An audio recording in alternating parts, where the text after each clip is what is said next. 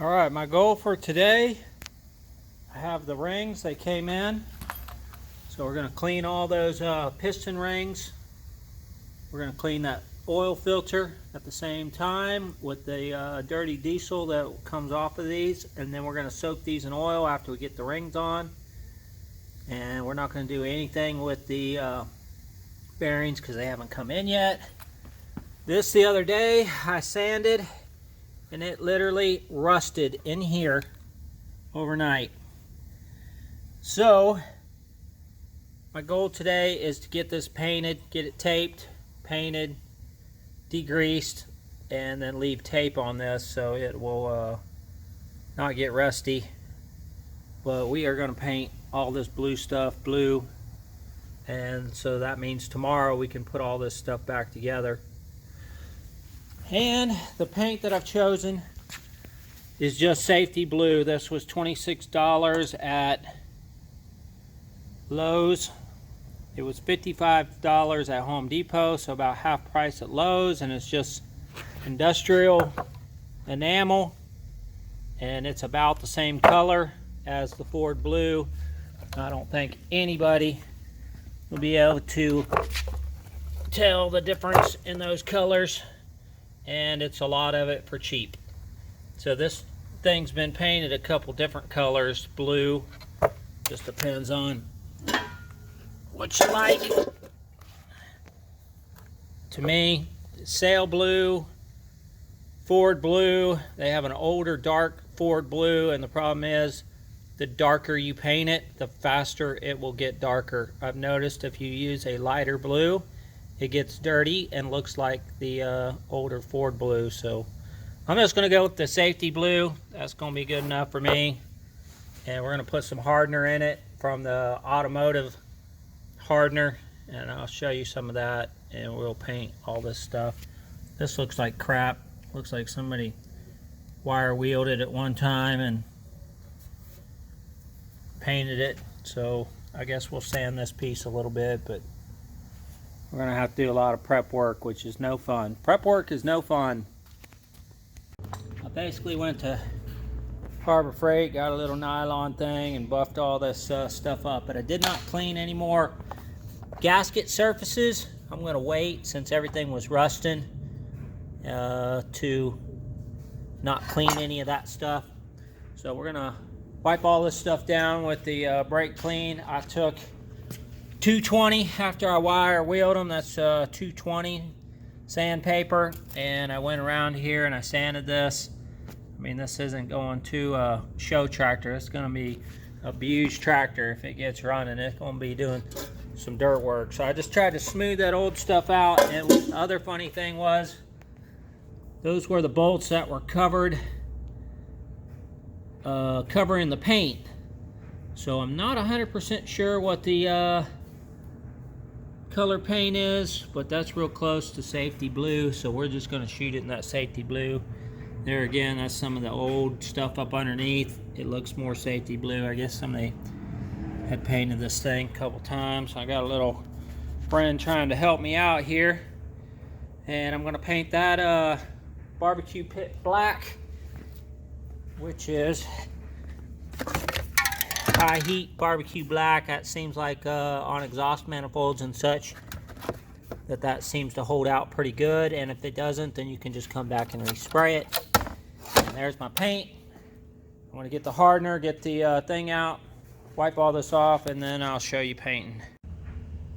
Okay, well, that's safety blue. This is what I paid to have Ford blue, and it's, I thought, a little dark. And the color of this and that look the same, but when I open up that can, it's definitely brighter, more like the sail blue. So I think I'm going to be happy with that. So I'm going to mix it the same as the automotive paint, which is 4:1. This is an old dirty dry where I painted some white, but 4:1:1. So I'm going to do, sorry about that, 4, 1, and 1. I'm going to do 4 paint, reducer. So I'm going to go to number 2, number 2, number 2. So that's going to be paint. It's going to be this much paint, that much hardener, and that much reducer thinner. So that's what I'm going to mix that. Seems like pretty good.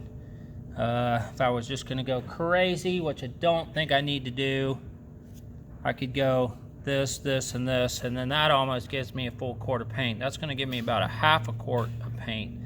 So that's what I'm going to go. If I got to, I'll come back and do 1, 1, and 1 if that ain't enough paint. But you know what? I think I'm just going to go for it. I'm going to do 3, 3, and 3. So that's what I'm going to go for. Give me a little extra. I'll just toss it if it's too much.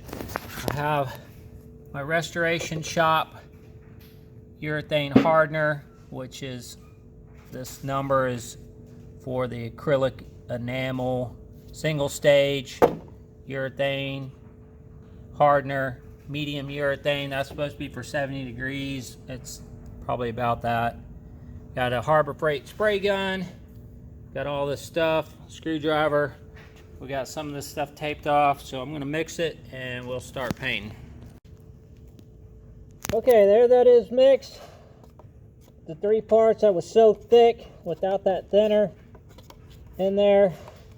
And the hardener, I got a different can of hardener that I already had open. So this should get rock hard like this. Get super rock hard. And this says it's supposed to dry without any hardener 2 to 4 hours. And I'm going to take a picture of myself because I'm talking with the mask and safety glasses. Okay, this is just a job. It's way too hard to try to videotape, but you got your little gun, your settings, Harbor Freight gun. Basically, it's hard to look in the camera and try to paint. You get a coat on there. This is way better than a freaking little can of paint, and you can kind of control how much comes out of there. Too hard to do looking through a camera, so I'm going to put the camera back down. Gonna do a bunch more coats. Then attack the clean coats. And it's already looking super good. Okay, that's 1 coat. Still got plenty of paint left over. No matter how hard you try, you're always going to miss stuff. So we're going to put another coat on that. Hopefully it won't run. It looks pretty wet. We're going to paint that. While I waited for that to dry a little bit, and guess what? I cannot find that can of, I've looked all around. That's kind of funny, but in this sea of stuff, I could have set it down anywhere where I had it in my hand, shaking the can and sat it down. So my barbecue pit paint has disappeared. It was in there the last time I was looking at it. Don't know what to do with it.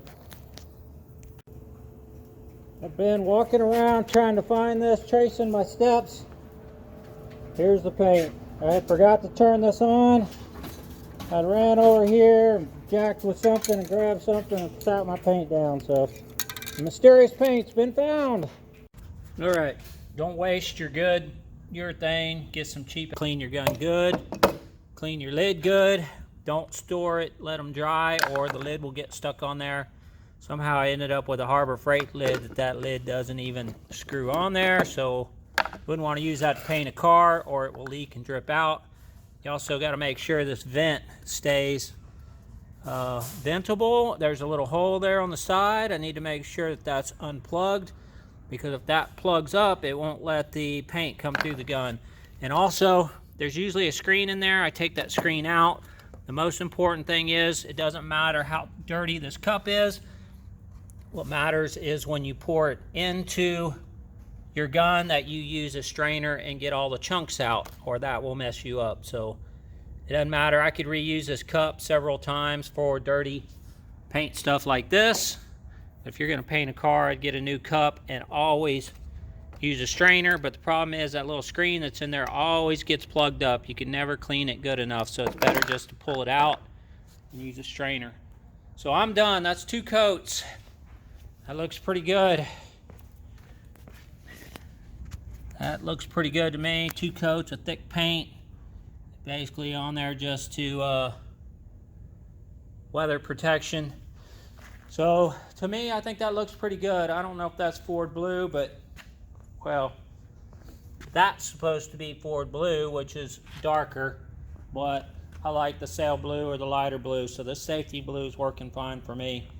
Make sure you clean your lid, make sure you put your lid back on, make sure you use your stuff, and I'm going to let this dry because I'm about sick of this for one day. And then tomorrow, when this is dry, we're going to assemble that head back to get these pieces, because again, I'm working in the shop it's really a workshop, not my shop, and I don't want to get this stuff kicked around, man. Look at what a mess I've made just to paint those few parts. Okay, I'm trying to give these a bath, trying to study these rings. It looks like this top ring has like a double piece. These look exactly the same. I see nothing on these rings, like a space or a ledge, top or bottom. I see nothing. And then the oil rings, which came out, the top ring was okay. These just crumbled when I took them out, and the bottom one was already broke. That's why I was changing these rings anyway, instead of just cleaning them and keeping them in. So I'm going to take this one apart, clean this all up, just washing them in diesel and wire brushing, sandpapering them, cleaning them up. Alright, I'm going to tell you, cleaning parts is just flat out no fun, no joy in it. This is piston number 3. All these were like frozen on there. This one's still frozen on there, and that's the gap on this. And I've noticed that there's a D on the top of the pistons, and I sure hope that's for standard, but I don't know if D stands for a particular size. So we're gonna have to test fit the piston rings before we go throwing them on here. I am using the rings, the old rings, to get in here and clean all of this out, and then I wire brush it to get all that crap out of there with the wire brush. I've been cleaning it. That was red diesel, and on the basically third piston it's pretty gross, but I'm going to use that to clean the oil pump too, and then we'll clean these one more time, and I'm leaving them soaked in diesel so they don't rust while they're waiting to get installed. I do not have the bearings that go in here, and again with these I'm assuming they are standard. The only thing that I saw standard on anything was the main bearings. Okay, we wanted to look at this oil pump, and I know it's working because I can just spin that lightly and flush that out.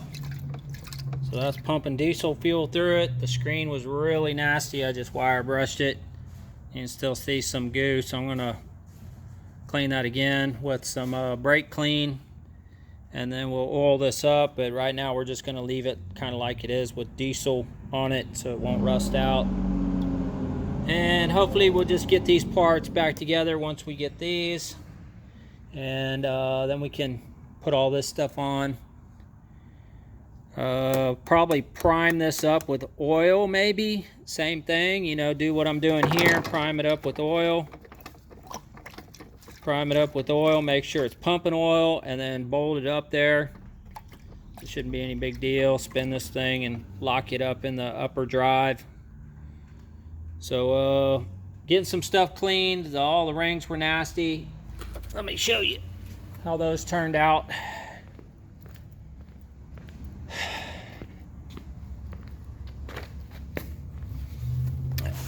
Came out pretty good. I took the rings. See, I see dirt in there. I'm gonna have to revisit that one, so I'm gonna take that one back over there and clean that dirt out right there. But that's as good as those are gonna get. You know, I'm not freaked out about having those a little dirty. They were in there forever. My theory is that the head gasket blew, got enough water in it, and started throwing water up to these bearings instead of oil. And I think that's what made it seize up. A combination of the seizing up, overheating all at the same time, and froze that thing up. Hopefully they shut it off when it started getting hot or started smoking, and we can save this engine. Alright, these suckers are nice and dry. I put the lube on them, engine assembly lube. Put it all over the stems, put it all over the surface area. I put the little seals on there. This one actually has a little ring just like that one for that seal to sit in. This one doesn't have anything, so it just kind of sits in there. And then I cleaned these, lubed them all up. You're gonna put them on like so. You're gonna have to hold it using 2 hands. Those little clips only go in one way. They're V-shaped, so the small end goes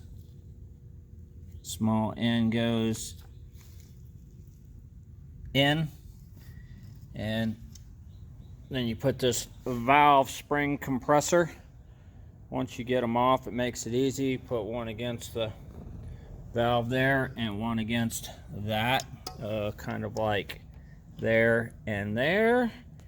And this handle moves forward. You need 2 hands. So let me get this on there and then I'll take a video of that.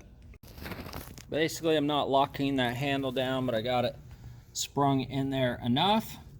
And you take those little shells, put the tiny end in, and then you will release that, and that locks them in there. Okay, there you go. That's locked.